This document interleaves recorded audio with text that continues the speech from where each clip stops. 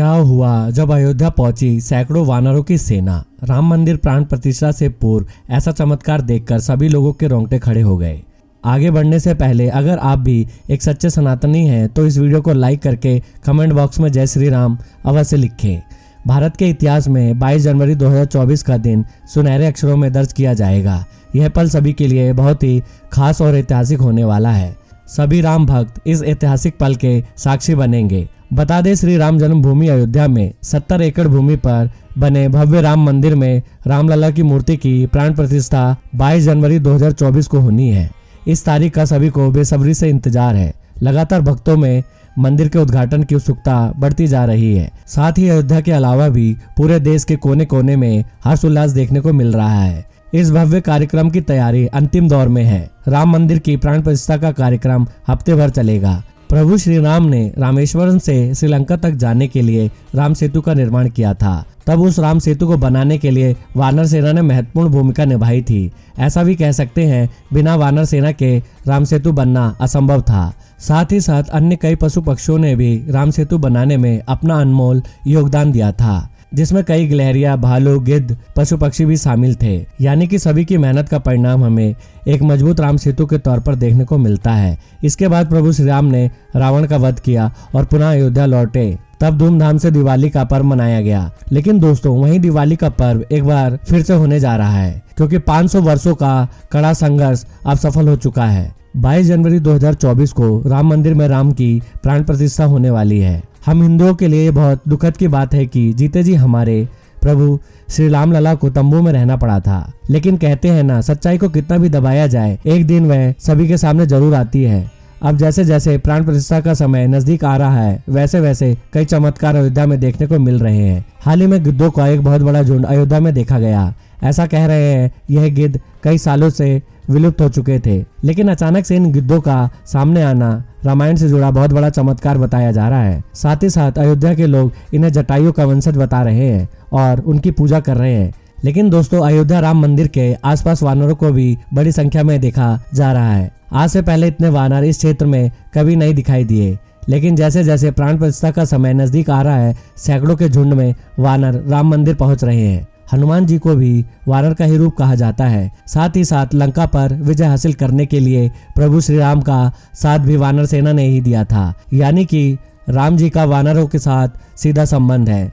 जब उनकी मुलाकात सुग्रीव के साथ हुई, तब उन्हें एक नई दिशा मिली, एक नई सेना मिली, लंका पर विजय पाने का एक हौसला मिला। अगर ये वानर नहीं होते तो लंका पर विजय पाना मुश्किल था। लेकिन दोस्तों, अब जब एक बार पुनः श्री राम अपने धाम लौट रहे हैं, तो उनके साथ कई वानर भी अयोध्या नगरी में आते दिखाई दे रहे हैं। हाल ही में लाल मुंह के वानरों का कई झुंड अयोध्या राम मंदिर के आसपास देखे गए हैं। साथ ही साथ कुछ भालू भी, जिन्हें जामवन का रूप कहा जा रहा है, वह अचानक से इस क्षेत्र में पाए गए हैं। दिन प्रतिदिन अयोध्या में काफी चमत्कार बढ़ रहे हैं। ऐसे पात्र जिनका संबंध रामायण के साथ जुड़ा हुआ है, जब वह एक एक करके सामने आ रहे हैं तो सभी लोग बड़े हैरान हैं। भगवान राम और रावण के बीच लंका में जो जबरदस्त युद्ध हुआ, उसमें एक और थी बलशालियों से भरी रावण की सेना, जिसे बहुत ताकतवर माना जाता था। दूसरी ओर राम के पास एक ऐसी सेना थी जिसने इससे पहले शायद ऐसा कोई युद्ध लड़ा था। युद्ध में वह परांगत भी नहीं थे। यह वानर सैनिकों वाली सेना थी। रावण ने पहले इस सेना की हंसी उड़ाई, फिर राम की वानर सेना ने दुश्मनों के छक्के छुड़ा दिए। यह युद्ध जीता। लेकिन इस शानदार विजय के बाद वानर सेना का क्या हुआ, यह किसी को नहीं मालूम। भगवान राम जब युद्ध करने के लिए लंका पहुंचे, उन्होंने रावण की मजबूत सेना के खिलाफ युद्ध शुरू किया, तो उनकी सेना में केवल वानर थे। इस सेना को राम और लक्ष्मण ने मोटे तौर पर शिक्षित किया। युद्ध में जीत के बाद यह लंबी चौड़ी सेना कहां चली गई? वाल्मीकि रामायण के अनुसार श्री राम रावण युद्ध में वानर सेना की महत्वपूर्ण भूमिका थी। सवाल यह है कि जब श्री राम ने युद्ध जीत लिया और इसके बाद अयोध्या आ गए, तो वानर सेना का क्या हुआ? इस वानर सेना का नेतृत्व करने वाले उस समय के महान योद्धा सुग्रीव और अंगद का क्या हुआ? वीडियो को अंत तक देखते रहिए। आगे बड़े रहस्य से पर्दा उठने वाला है कि आखिर राम रावण के युद्ध के बाद वानर सेना का क्या हुआ। आज जो अयोध्या में वानर सेना दिखाई दे रही है, क्या इसका संबंध रामायण के साथ जुड़ा हुआ है? लेकिन पहले जान लेते हैं राम मंदिर का महत्वपूर्ण इतिहास। पौराणिक मान्यताओं के अनुसार उज्जैन के राजा विक्रमादित्य जब एक बार अखेट करने आए तो उन्हें उजागर भूमि पर कुछ चमत्कार दिखाई देने लगे। खोज की तो पता चला कि यह श्री राम की अवध भूमि है। इसके बाद उन्होंने यहाँ श्री राम के भव्य मंदिर का निर्माण कराया, जिसमें काले रंग के कसौटी पत्थर वाले 84 स्तंभ थे। समय समय पर यहाँ राजाओं ने मंदिर की देखभाल की, लेकिन 14वीं शताब्दी में जब भारत में मुगलों का शासन हुआ तो श्री राम जन्मभूमि को नष्ट करके वहां पर बाबरी मस्जिद बना दी गई। 1525 में राम जन्मभूमि मंदिर को बाबर के सेनापति मीर बालिक ने ध्वस्त कराया था। बाबरी मस्जिद की 3 गुंबद थी, जिसके बाहरी हिस्से में एक चबूतरे में श्री राम के बाल स्वरूप की पूजा होती थी। इसे राम चबूतरा कहते थे। लेकिन 1939 में बाबरी मस्जिद के मुख्य गुंबद के ठीक नीचे वही मूर्ति निकली जो सदियों से राम चबूतरे पर विराजमान थी। बाबरी मस्जिद और राम जन्मभूमि मंदिर पर सालों चले विवाद के बाद आखिरकार श्री राम की अपनी जन्मस्थलीय पर प्राण प्रतिष्ठा हो रही है। राम मंदिर के लिए कुल 37.7 जमीन है, जिसमें से 2 एकड़ में मंदिर बन रहा है। पहले मंदिर के मुख्य शिखर की ऊंचाई 128 फीट थी, अब यह 161 फीट होगी।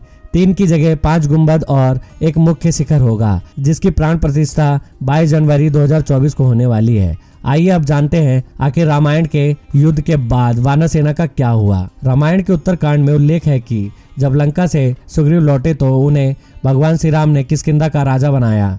बाली के पुत्र अंगद को युवराज। इन दोनों ने मिलकर वहां कई सालों तक राज किया। श्री राम रावण युद्ध में योगदान देने वाले वानर सेना सुग्रीव के साथ ही वर्षों तक रही, लेकिन इसके बाद उसने शायद ही कोई बड़ी लड़ाई लड़ी। हालांकि इस वानर सेना में अहम पदों पर रहने वाले सभी लोग किष्किंधा में अहम जिम्मेदारियों में जरूर रहे। वानर सेना में महत्वपूर्ण योगदान देने वाले नल-नील कई वर्षों तक सुग्रीव के राज्य में मंत्री पद पर सुशोभित रहे, तो युवराज अंगद और सुग्रीव ने मिलकर किष्किंधा राज्य को और बढ़ाया।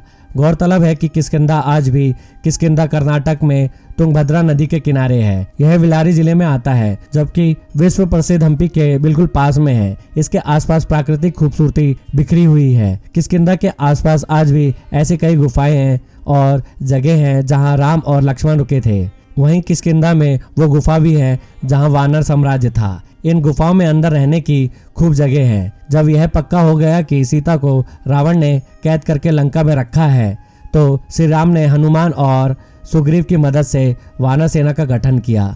लंका की ओर चल पड़े। तमिलनाडु की एक लंबी तटरेखा है जो लगभग 1000 किलोमीटर तक विस्तारित है। वानर सेना में वानरों के अलग अलग झुंड थे। इस झुंड का एक सेनापति था जिसे यूथपति कहा जाता था। यूथ अर्थात झुंड। लंका पर चढ़ाई करने के लिए सुग्रीव ने ही वानर तथा रक्ष सेना का प्रबंध किया। बताया जाता है कि यह वानर सेना जुटाई गई थी। यह संख्या में करीबन 1 लाख के आसपास थी। माना जाता है कि लंका विजय के बाद यह विशाल वानर सेना फिर अपने अपने राज्य के अधीन हो गई, क्योंकि अयोध्या की राज्यसभा में राम ने राज्याभिषेक के बाद लंका और किष्किंधा आदि राज्य को अयोध्या के अधीन करने के प्रस्ताव को ठुकरा दिया था। यह वानर सेना राम के राज्याभिषेक में अयोध्या भी आई, फिर वापस लौट गई। लेकिन अब जब पुनः रामलला के राज्याभिषेक की बारी आ चुकी है, तो पुनः यह विशाल वानर सेना अयोध्या आ गई है। यह इतिहास पुनः दोहरा रहा है, जिसका सीधा मतलब यही निकलता है कि प्रभु श्री राम के राज्याभिषेक में यह वानर सेना भी मौजूद रहेगी,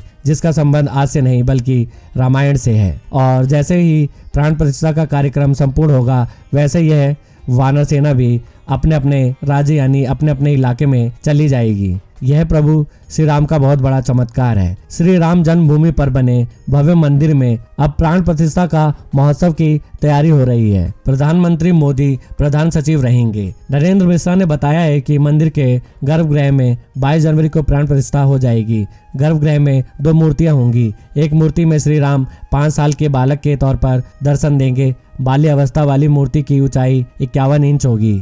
दूसरी मूर्ति में रामलला वर्तमान स्वरूप में नजर आएंगे। अभी जो मूर्ति राम मंदिर में है, वही रामलला विराजमान के तौर पर सुप्रीम कोर्ट में पक्षकार थे। हर साल जब रामनवमी के दिन दोपहर 12 बजे श्री राम की मूर्ति पर सूरज की किरणें चमक बिखेरेंगी, इसके लिए भवन निर्माण शैली में खास व्यवस्था की गई है। मंदिर के गर्भगृह में रामलला के ललाट पर सूर्य की किरणें खुद ब खुद नहीं पहुंचेंगी। इसके लिए मंदिर के शिखर पर एक छोटी डिवाइस लगाई जाएगी। इस डिवाइस के लिए central building research institute Roorkee और पुणे के एक एस्ट्रोनॉमिक संस्था ने मिलकर कंप्यूटराइज प्रोग्रामिंग की है। यह डिवाइस बेंगलुरु में बन रही है। सूरज की किरणें इस डिवाइस पर पड़ेंगी और वहां से रिफ्लेक्ट होकर श्री राम के ललाट पर पहुंचेंगी। ऐसा हर साल रामनवमी के दिन 12 बजे होगा। हर बार इस घटना का सीधा प्रसारण करने की व्यवस्था की जाएगी ताकि मंदिर में भीड़ नहीं हो। अब राम मंदिर की इतनी चर्चा हो और अयोध्या के कोतवाल की चर्चा ना हो, ऐसा तो नहीं हो सकता।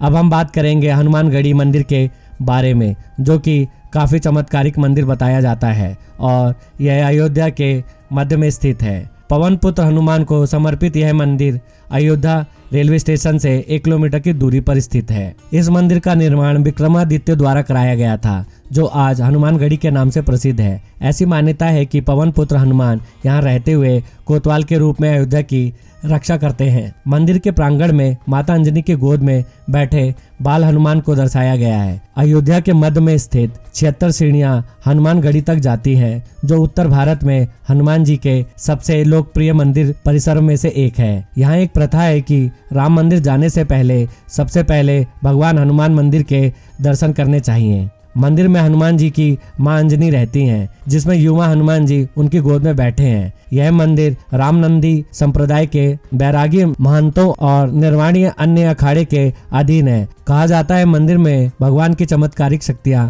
मंदिर में दर्शन करने वाले भक्तों को कभी निराश नहीं होने देती। दर्शन को आए भक्तों की मनोकामनाएं पूर्ण होती हैं। जब रावण पर विजय प्राप्त करने के बाद भगवान राम अयोध्या लौटे तो हनुमान जी यहाँ रहने लगे, इसलिए इसका नाम हनुमानगढ़ या हनुमानकोट रखा गया।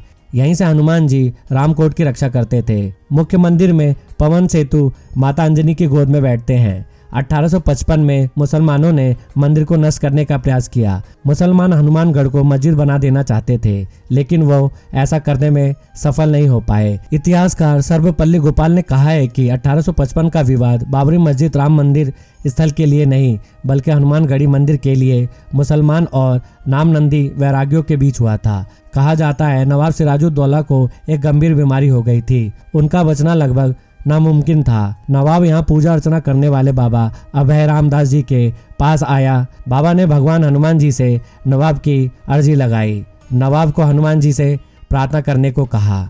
नवाब ने भगवान हनुमान जी से प्रार्थना की और नवाब चमत्कारिक रूप से स्वस्थ हो गया। उसके बाद स्वामी अभय रामदास जी के निर्देश में सिराजुद्दौला ने इस मंदिर का पुनः निर्माण कराया। राम मंदिर का इतिहास सदियों पुराना है और अब जो प्राण प्रतिष्ठा होने वाली है वह वर्षों के संघर्ष का नतीजा है, कई शहीदों के बलिदान का प्रमाण है और हजारों कर सेवकों के हौसले का प्रतीक है। आशा करते हैं आज की वीडियो से आपको जबरदस्त ज्ञान की प्राप्ति होगी। अगर वीडियो पसंद आई तो वीडियो को लाइक, शेयर और चैनल को सब्सक्राइब करके बेल आइकन को प्रेस करना मत भूलिएगा। जल्दी मिलते हैं एक नई वीडियो के साथ, तब तक के लिए बाय, टेक केयर।